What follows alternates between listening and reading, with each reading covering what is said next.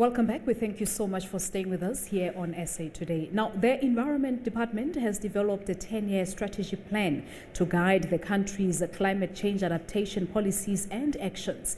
The document defines South Africa's vulnerabilities and also outlines the required action needed from all industries and communities. The country is seeing increased climate change influenced events such as extended periods of dryness, rise in temperatures, as well as the increase of intensity in rainfall.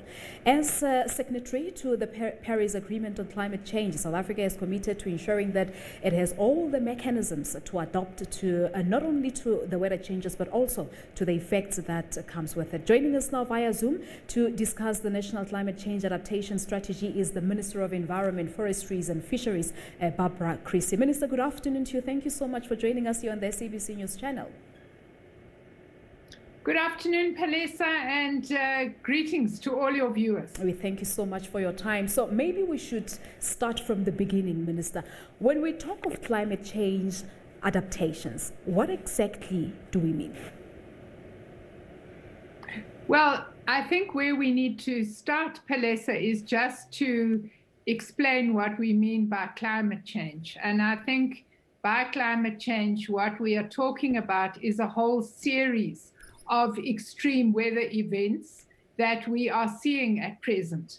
Droughts, floods, very severe storms, and in due course, the issue of sea level rise in our coastal cities. Now, all of these phenomena together represent climate change. And South Africa, as a signatory to the Paris Agreement, has to do two things in this regard.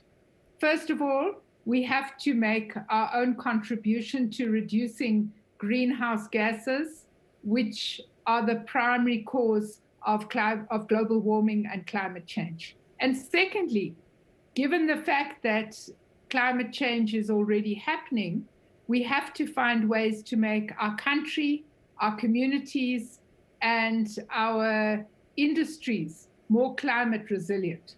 So what does this mean? It means that all levels of government, business, agriculture, and civil society have to work together to introduce these changes.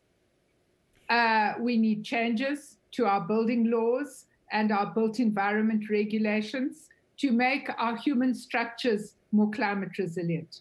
We need changes to the way in which we grow crops, to the way in which we use water, so that we are able to deal with issues of prolonged drought, and we are not surprised when this particular phenomena takes place. All right. Looking after our water resources is obviously very important in terms of our country's food security. And of course, across the value chain, we have to be making all industries to use less energy and less water.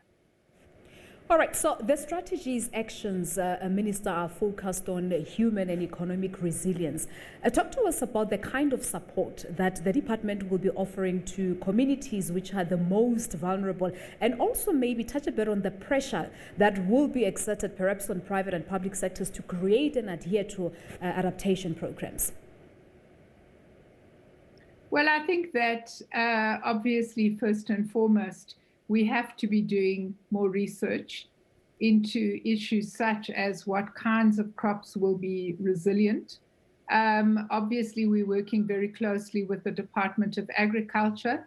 So as they are rolling out programs such as the Small Farmer Settlement Program, they are also thinking about the issue that our country is going to become drier, and we would need to be sharing with people farming methods that would enable us to be utilizing less water. It means that as we look at the development of human settlements and subsidized housing, we have to be thinking about how we construct buildings so that they are less vulnerable to storms. It means that in many parts of our country, nature provides what we call ecosystem services. These are services that nature provides for free. For example, wetlands, watercourses. These wetlands store water during dry periods, but they also help with flood attenuation when flooding occurs. we can do a lot of work to restore wetlands that have been badly degraded. This provides valuable jobs for people particularly in rural areas, and particularly for women and young people who are most affected at the moment by unemployment.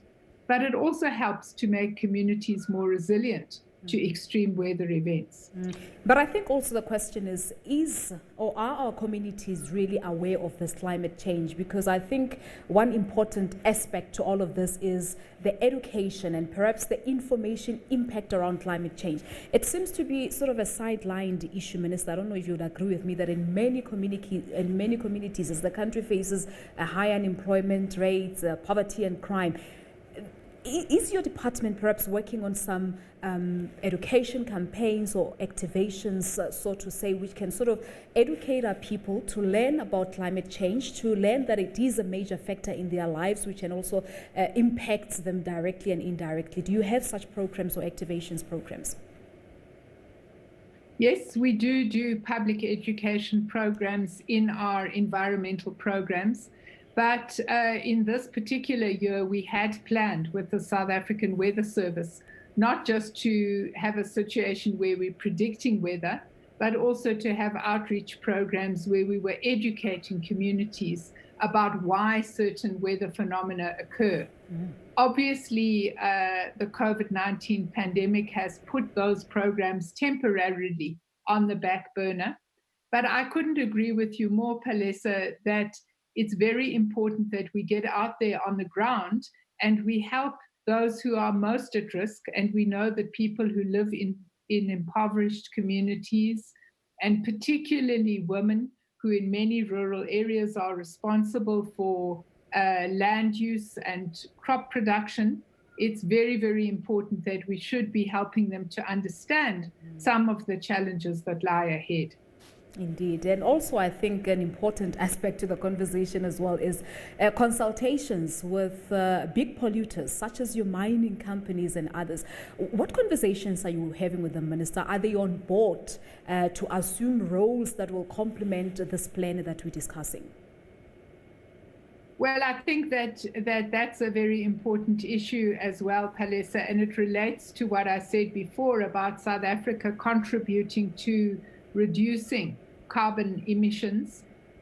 We have a document called the Low Emissions Development Strategy. This is work that we are doing looking across 7 or 8 economic sectors. It would include the transport sector, the mining sector, obviously the energy generation sector. And it's about working with those sectors going into the future to talk about how they become more energy efficient in their production processes and how each and every sector contribute to reducing carbon gas emissions. Now I can't let you go, Minister, without asking you, when can we expect to see the final document on the country's national determined contributions? I know that this year is the deadline for the updated ambitions, this of course in line with the Paris Agreement. Absolutely. We will shortly be engaging in public consultation on the review of our nationally determined contributions. And that process will probably be happening during September. And from there, as a result of that public process, we would then be taking that review for adoption by Cabinet, and obviously from there for submission for the United Nations.